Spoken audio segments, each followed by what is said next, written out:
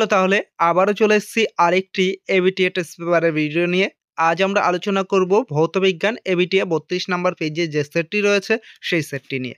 প্রথমে দেখো তোমাদের প্রশ্ন রয়েছে বিকল্প ভিত্তিক প্রশ্ন। এই বিকল্প ভিত্তিক প্রশ্নগুলো আমরা দেখে নেব। 1 নাম্বার প্রশ্ন রয়েছে, দেখো গ্রিনহাউস এফেক্টের জন্য দায়ী। উত্তরটি হবে দেখো অপশান এ ইনফ্রারেড রশ্মি।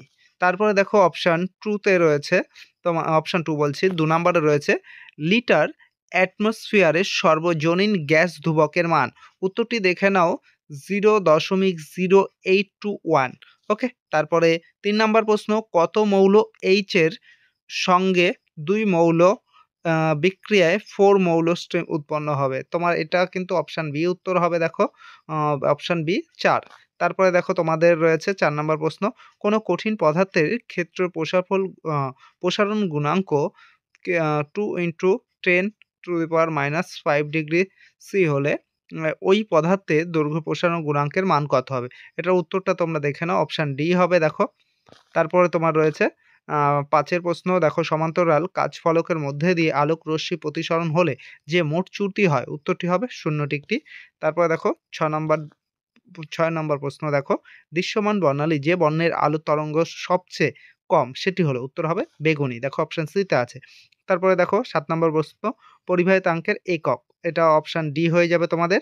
তারপরে দেখো 8 নম্বরের প্রশ্ন, তাপমাত্রা বাড়লে অর্ধপরিবাহী রোধাঙ্ক হ্রাস পাবে। তারপরে তোমাদের দেখো 9 নম্বর প্রশ্ন, 9 নম্বর প্রশ্ন মৌলটা দেখে নাও। এই মৌলটির পরমাণু ক্রমাঙ্কে একটি আলফা বিঘটক ও 2টি বিটা বিঘটন হলে সৃষ্টি পরমাণুর ভর সংখ্যা হবে।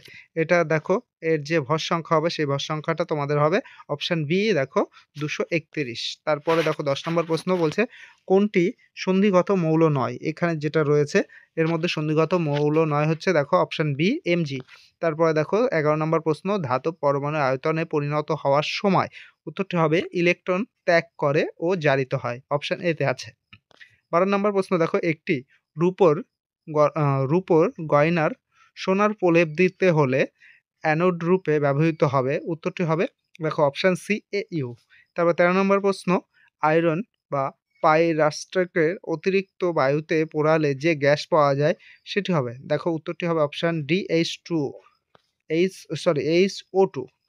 তারপর দেখো 14 নম্বর প্রশ্ন, পিতলের উপাদান হলো, উত্তরটি হবে অপশান বি Cu+Zn। তারপর দেখো 15 নম্বর প্রশ্ন, এলপিজি এর সিলিন্ডারে থেকে গ্যাস লিক করলে যে তীব্র দুর্গন্ধ পাওয়া যায় তা যে যৌগের কারণে, উত্তরটি হবে অপশান ডি ইথানল মার্কেপটন। তারপরে দেখো এরপরে আমাদের পরবর্তী বিভাগে যেতে হবে, বিভাগ খ। এখানে তোমাদের প্রশ্ন রয়েছে বিকল্প প্রশ্নগুলির, যেগুলো দেখো সংক্ষিপ্ত প্রশ্ন উত্তরে তোমাদের লিখতে হবে। প্রথম প্রশ্ন রয়েছে 1 নাম্বার, দেখো বায়ুমণ্ডলে কোন স্তরে অ্যালেন বিকিরণ হয়, উত্তর হবে ম্যাগনেটোস্ফিয়ার। দ্বিতীয় প্রশ্ন রয়েছে, দেখো কোন ব্যাকটেরিয়ার দ্বারা প্রাণী ও উদ্ভিদের বজ্র পদার্থের বিয়োজন পদ্ধতির সাহায্যে বায়োগ্যাস উৎপন্ন করা হয়, উত্তরটি দেখো মিথোজেনেটিক ব্যাকটেরিয়া। তারপর অথবার প্রশ্ন রয়েছে, তাপন মূল্যের এসআই পদ্ধতির একক কি, উত্তরটি হবে কিলোজুল পার কেজি। 3 নম্বর প্রশ্ন, দেখো স্থির উষ্ণতার নির্দিষ্ট ভরে গ্যাসের পিভি লেখচিত্রের প্রকৃতির রূপ, এটা হবে দেখো সমপরাবৃত্ত। তারপরে তোমার রয়েছে 4 নম্বর প্রশ্ন, এসটিপিতে 22.4 লিটার আয়তনে CO2 গ্যাসের অণুর সংখ্যা, এটা উত্তর হবে দেখো 6.022 ইন্টু 10⁻23টি।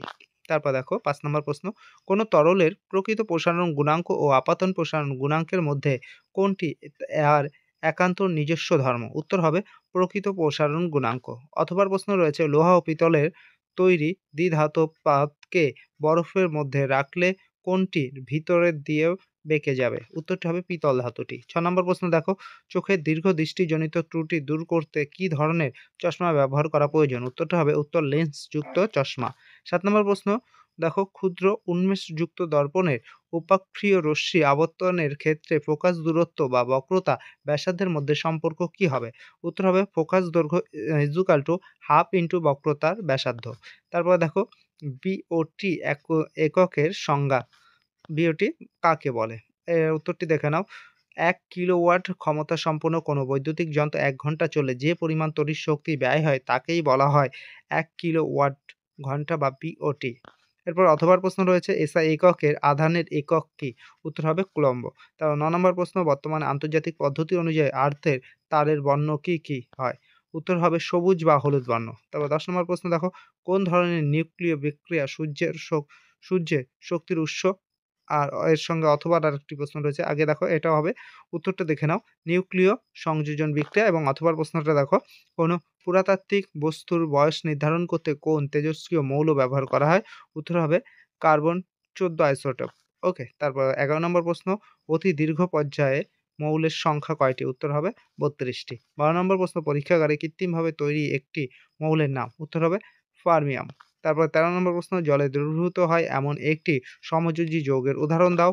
উত্তর হবে হাইড্রোজেন ক্লোরাইড। ১৪ নম্বর প্রশ্ন দেখো, তড়িৎ বিশ্লেষণের সময় কোন শক্তি রাসায়নিক বিক্রিয়া ঘটানোর জন্য দায়ী? উত্তর হবে তড়িৎ শক্তি।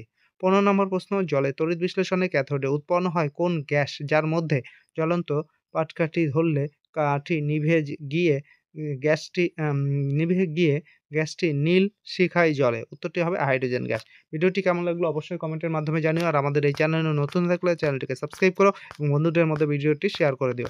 আবারও তোমাদের সঙ্গে দেখা হবে আরেকটি এই ধরনের টেস্ট পেপার ভিডিও নিয়ে।